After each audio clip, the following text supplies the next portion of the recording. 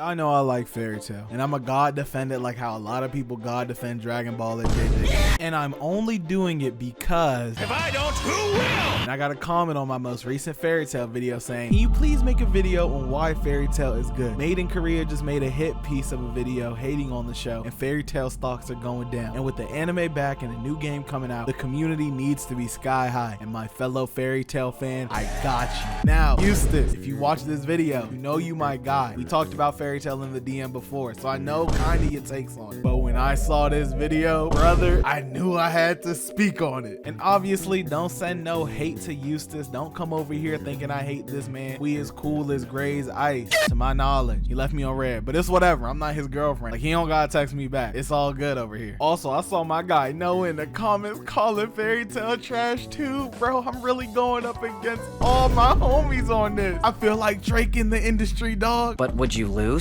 Nah, I'd win. So let's dissect my guy Eustace's video and see what his points were and see if we can save the Fairy Tail community from its plummeting stocks. And at the end of the video, I'm gonna give my honest opinion on Fairy Tail. No glaze, no meme, just straight up. So without further ado, let's get straight to it.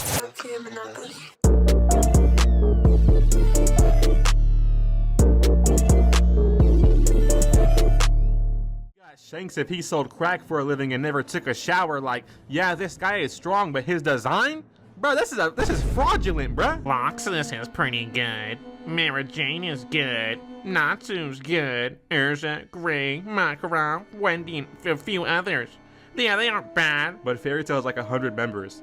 Yeah, and they're all mostly powerful. Nigga, you just named 10! That's not most! That's not even a good ratio! They have like 140 members, you geek! Yo, it really shows how much you know about Fairy Tail. Honestly, these designs and traits are just so garbage, like, these are background characters in the guild. Now, the guild arts thing, I've heard to heaven and earth and back, and in every corner of the anime community. And I'm gonna debunk it real quick. Shout out to Just Thought for some of this info, because even some of this I didn't even know. But to get straight to it, guild arts doesn't really look like this in the manga. His hair isn't orange in the manga. Every single volume cover guild arts is in has dirty blonde hair, and it stays like this all the way up to the final volume. And it's even like this on a Japanese exclusive Fairy Tail game cover too. And to further this point, in the manga, Gildar's hair looks like it's just straight blonde, and Gildar's hair is usually well kept and swept back. Meanwhile, Shanks always lets his down and has a kind of silky, oily look to it, in my opinion. And Shanks got that stubble beard, meanwhile Gildar's got the full wash and set. And to even further this point into the coffin, Gildar's does not even look like this come the later arcs in Fairy Tail, and bro just steps out looking majestic.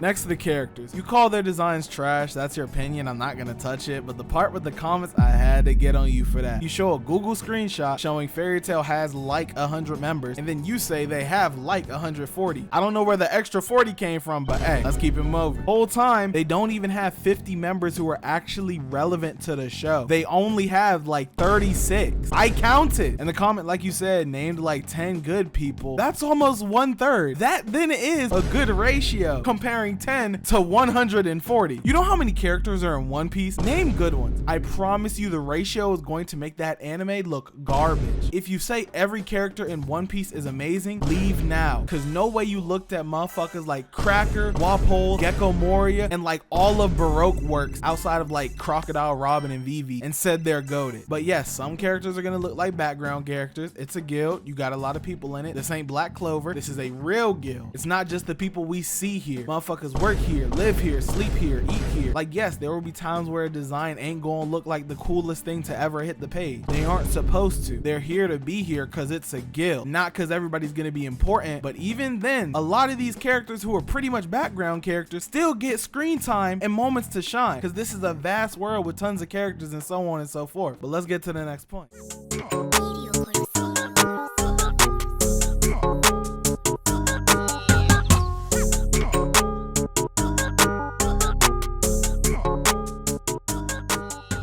We all know about the power of friendship, man, and I'll be honest, Fairy Tail do be stretching it sometimes. But the examples that bro was choosing, let's take a look and see if it's actually BS or there's some reason behind it. Acnologia, who is a literal god, had Natsu getting turned to crystal, but since he believes in friendship, he escapes, alright? So a lot of the points bro brings up to say the power of friendship is how they beat Acnologia can easily be disproven. First, Acnologia is not actually a god, he's a dragon slayer. At this point in the story, he eats this thing called the Ravines of Time, and essentially he should have the power to control time, aka time-space magic. But the thing is, with this power comes the downside of him not being able to control it at all. So much so that his body is split between the real world and this world that he created and brought all the dragon slayers into. Now, with Natsu breaking out of the crystal, at no point is it ever said that this crystal is indestructible. As a matter of fact, at this point we literally know that Acnologia has weakened himself. And on top of that, when Urza asks is there anything they can do, Anna responds by saying we can do nothing except believe in their strength, meaning they aren't even in a helpless situation. All they have to do is beat this nigga ass. He beat the final villain that's literally a god with one friendship punch. Are y'all calling this peak? Oh hell nah, not my son. Can I say something that might be a little crazy? Dragon Ball Super did this with the Super Saiyan God transformation, which gave Goku a whole new form and powers with it, compared to Natsu doing it once and getting one rainbow punch from it. And on top of that, I sadly have to explain the entire final fight since bro wanted to boil it down to one attack just to make Fairy Tail look bad. I swear man, the lengths people will go just to make a goat look washed. It's honestly embarrassing. So Natsu is the only person standing at this point, and if you're fighting someone in anime, there's two options: jumping or giving your power to one person so that they can win for everyone else. We see this in anime all the time, let's not act like we don't. So all the dragon slayers give Natsu their power, and on top of that, outside, everyone in the entire continent gives one person their power just so they can hold down Acnologia's body with one of the 3 strongest spells in existence, on top of his weakness, which is a boat, because dragon slayers have motion sickness, and that made Acnologia unable to move in the physical realm and the spirit realm, while at the same time it weakened him on top of his already weakened state, and that left Natsu just the right amount of time to land the final blow. So no, it was not just one friendship punch, it literally took everybody to beat this god of a nigga that you like to keep calling him by exploiting every possible weakness he had and pulling out all the stops just to win. And on top of that, gaining powers from others is literally the whole premise of every single spirit bomb in the Dragon Ball franchise, and I never hear anyone getting mad at it nearly as much as they get mad at Fairy Tail for doing the stuff it does. And if you say it's because of presentation, you're meat riding. And despite how strong he gets,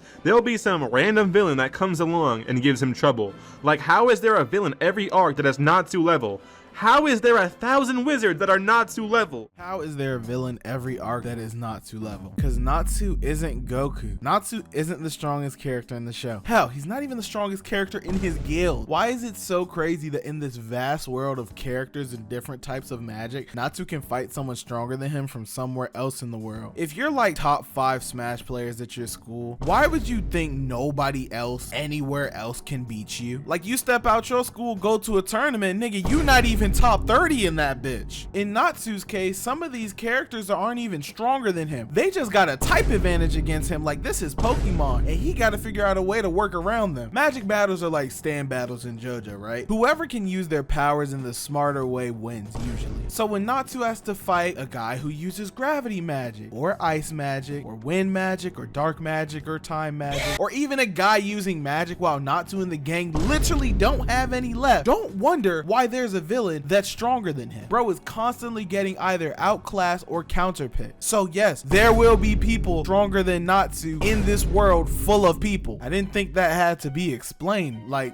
it's just common sense. Like, you can be as strong as you want, but if you're ass compared to somebody else who trains their whole life, don't be surprised that's your ass. Natsu's like 18 or 19 going up against full grown adults 90% of the time, and you're wondering why he's having trouble fighting them? Dog, they've been training their entire lives. And just because he got Dragon Slayer magic don't mean he automatically the strongest nigga around. It may be the strongest type of magic, but if you ain't practicing hard enough, it don't mean shit. Look at Gohan, for instance, in Dragon Ball. If he don't train, he's useless. But the moment that boy do train, strongest in the verse. Well, maybe outside Black Frieza, but that's a video for another day. He came back from a time skip and had trouble fighting Sandman. Oh wait, that was after 27 episodes of filler.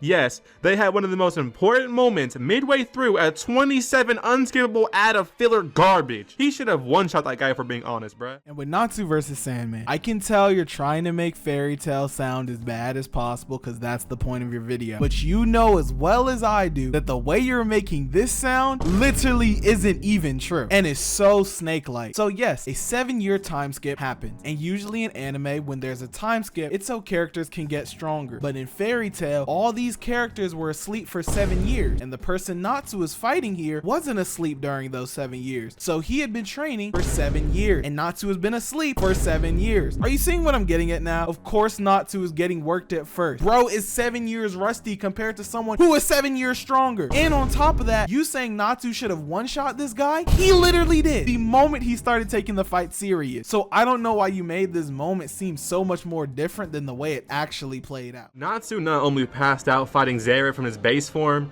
but almost died fighting him in his god form. But then he just gets up like nothing ever happens, and this is how he won. It's a raging fire of emotion.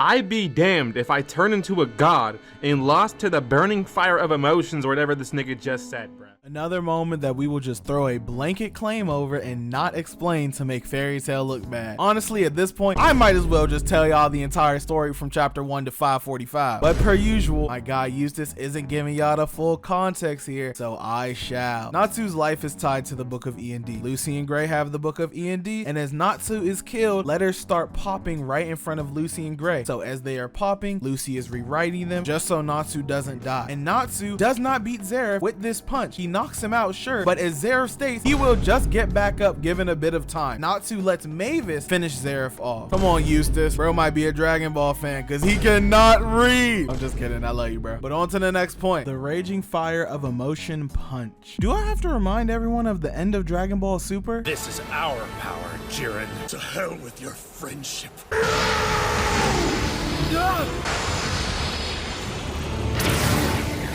Anyone tries to hurt my friends is gonna pay! Next point.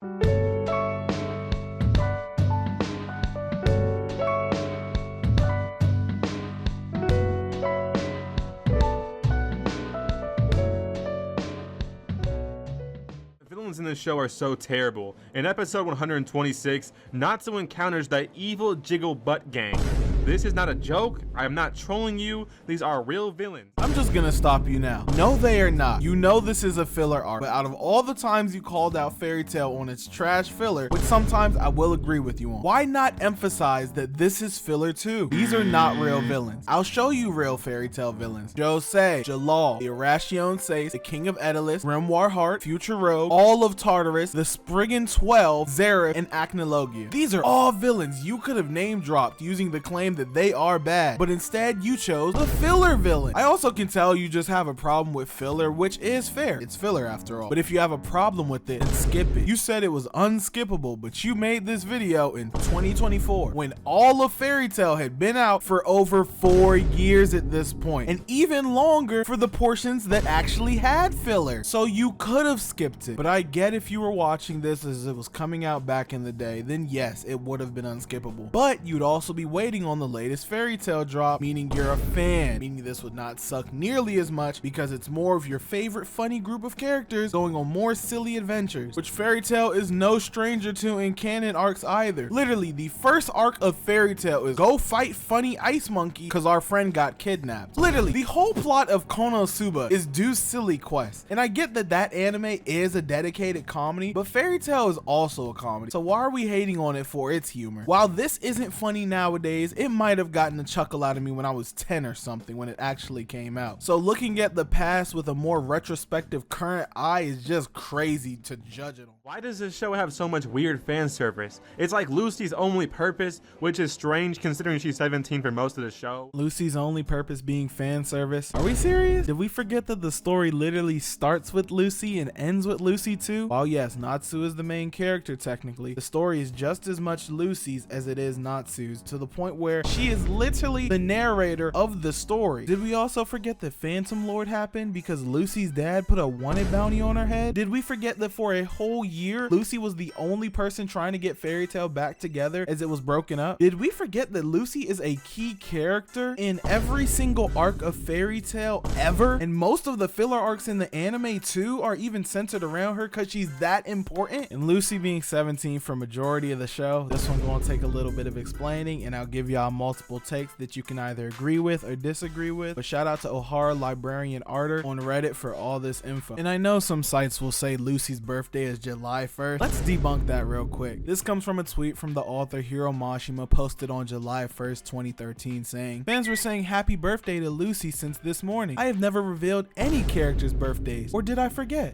It seems this mistake is in the English translation, and today has become Lucy's birthday. Essentially, this date was an editor add-in, and Hiro Mashima cannot remember if the editor even asked him for it or not. And Japan does not have a birthday for Lucy. The place of her origin does not have a birthday. So let me yap real quick. Year 784, Lucy is 17 by the time she joins Fairy Tail on July 4th, and on December 16th that same year, the 7-year time skip starts, and on year 791, aka 7 years later, the time skip ends. In chapter 258, Lucy says it's been 2 weeks since they returned. There's a newspaper in that chapter that shows the day being 03 something something. We will come back to this later. And in chapter 260, which is still the same day as chapter 258, Romeo says the Grand Magic Games is in 3 months. And we know that the Grand Magic Games start on July 1st, meaning that newspaper had to say March 30th, due to the numbers both having curves in them with the potential to connect too. So do the math. 30 minus 14 is 16, meaning they got back March 16th. On the 16th, they partied 3 days, including the day they got back. And on the 3rd day, Lucy tries to go home but couldn't because she's 7 years worth of rent late, and decided to see her dad the next day. She emphasizes that this is not for money. We will come back to this. Next day comes, she finds out her dad died a month ago and goes back home the same day and sees that her dad has been leaving her gifts on the same day every year for the past year, being her birthday. And her landlady says one came in this morning, meaning her birthday is March 19th, making her 18 when she finds out her dad died. Crazy birthday present for your 18th birthday. Some girls get cars. Lucy finds out her dad died. It's rough out here, man. So why do I think this is her birthday? Outside of a gift literally coming on this specific day that her dad makes sure is there on her birthday? Well, Lucy knows she's late on rent and went to see her dad and said it wasn't for money. But if she went to see her dad on her birthday and he was alive, do you really think her dad would say no to her after not seeing her for 7 years and seeing her on her birthday if she asked for a little bit of bread? I think not, and Lucy would know this too. So the question is, do you think Lucy turned 18 here? She actually would have turned 24 here, but I'm not counting them 7 years, so regardless, I don't see why not. She's awake, it's actually her birthday, and she knows this. Or do you think because they were asleep for 7 years, it throws off her actual birthday because she woke up in March? I see it like this. We don't change our birthdays even if we come out of comas, and I don't think they change theirs either. But if you think they would, then Lucy doesn't turn 18 until a year later, which at that point, yes, it would be majority of the series that she is 17. But if you think she's 18 on her actual birthday right here, then out of 546 chapters, with her turning 18 on chapter 256, that's 290 chapters of her being 18, making it over 50% of the manga that she is 18. And for the anime, with Lucy turning 18 on episode 124 and there being 328 episodes total, that means she's 18 for 204 episodes, or over 60% of the anime. I didn't even know this until researching for this video, and I was curious about it too, but after finding it out, wow. So I guess that's just another thing he was wrong about. And to be fair, I wasn't expecting him to look this up either. Like, nobody would have cared to look this up. But after hearing him boldly make this claim, I had to fact check it because I'm the fairy tale guy now. Don't worry, y'all. Become as parasocial as you like to. Become attached to these characters because they're not going anywhere. They will not die. They said Master Makarov was gonna die like 10 different times, but that old nigga is still cooking for no reason. They're actually worse than One Piece when it comes to faking deaths. It's like, bro, I do not care. Kill someone. Maybe I'll get a laugh out of it and finally like enjoy the show, bro. You say Master Makarov is still cooking? This nigga is crippled and in a wheelchair now. And it's the end of the series. He literally does nothing except sit around. While yes, I agree, he should have just died. It doesn't change anything if he's alive either. Cause again, he does nothing now. And you wanna see death in Fairy Tail? Drayan Natsu kill Margir. Acnologia kills Ignil. Lucy sacrifices Aquarius to summon the Celestial Spear King. Urza kills Akuma. Bell no Gajiel's semi-mother figure was assassinated. Natsu kills Brain/Zero. Lahar and the entire Magic Council get boomed. Zeref kills Hades. Acnologia stomps out Urza's mom. Juvia kills Keys. Minerva stabs Kyoka. Sting kills Larcade. Simon dies protecting Urza. God Serena gets one shot by Acnologia. Jackal blows himself up trying to kill Natsu. Zeref and Mavis, who are literally immortal, die together, and future Lucy protects current Lucy and ends up dying in the process, and meets with, guess who? Literally every single other member of Fairy Tail who died in her timeline, along with the rest of the world that just ended. You know how Future Trunks had the androids? Fairy Tail had Dragon and couldn't beat them, and they all died. Yeah, every single one of them. So there's a lot of death in Fairy Tail, a lot more than people think. Why do they have to announce every attack they have? All animes do it. This is not just a Fairy Tail thing. But this man got the Naruto syndrome. This nigga got like 2 attacks and they're all the same thing. It's over and over and over. This is like saying Spider-Man only has one ability and it's webs, and he has no creativity with it, which we've seen Spider-Man can be creative with his webs, and we see that Natsu has variation to his attacks. Just because fire is gonna look like fire, because it's fire, does not mean that all these fire attacks are the same. Urza met her mom for the first time, and there is no reason she should have these jumbo melons. Genetics. I almost jumped through my entire TV screen and did what Luffy did. If you know, then you know. You just like me, twin. Oh God, nigga, yeah, I'll try to give you a piece of that. But there will definitely be someone in my comment section who rides that meat. They grind that Natsu meat because they have to support his anime. They hope he sees the comment, but he never will because he's 2D and not real. Joke's on you, I wasn't in the comment section. I made a whole video. In conclusion, do I think Fairy Tail is bad? No. Do I think it is the best piece of fiction to ever come out? No. It definitely has its problems and we all know that, but what anime doesn't? As y'all saw, I constantly compared it to Dragon Ball because that's what most people hold to some type of gold standard most of the time. And if all these things that are present in Fairy Tail are also present in Dragon Ball, then I feel like we should really take a closer look at what we consider peak versus mid. But yeah, if I had to give Fairy Tail a rating, my personal opinion, it's an 8.9 out of 10. Solid, really good story from start to around the finish. Like, you know, the end's kind of but we got a 100-year quest, so it's still going on. So if you want to watch it, by all means, go ahead. Probably got spoiled on it completely by the time you're hearing me give this recommendation, which kind of defeats the point of a recommendation. But I still think you should watch it because there are a lot of things I just can't explain, and the emotional weight is just so much better in the anime than I could ever explain it. So yeah, go give it a watch or a read. If you're watching it, just use the anime filler list and skip all the filler. But all in all, shout out to Made in Korea. That's the gang. This video was all in good fun. Any jokes and stuff I said, you know, if you watching this, use this. Don't take it to heart, you know. If you want, we can make a video roasting Fairy Tail for all I give a fuck. I know the ins and outs of it, man. I really could talk shit about this anime if I wanted to. But yeah, I'll see you guys in the next video, whatever it may be. Probably gonna be Fairy Tail 100-year quest. But peace, and please make sure to have yourselves a damn good one. It's on you, can't handle us. So cool, baby, scandalous. I'll show you what I'm talking about. So cool, baby, watch now. It's on you.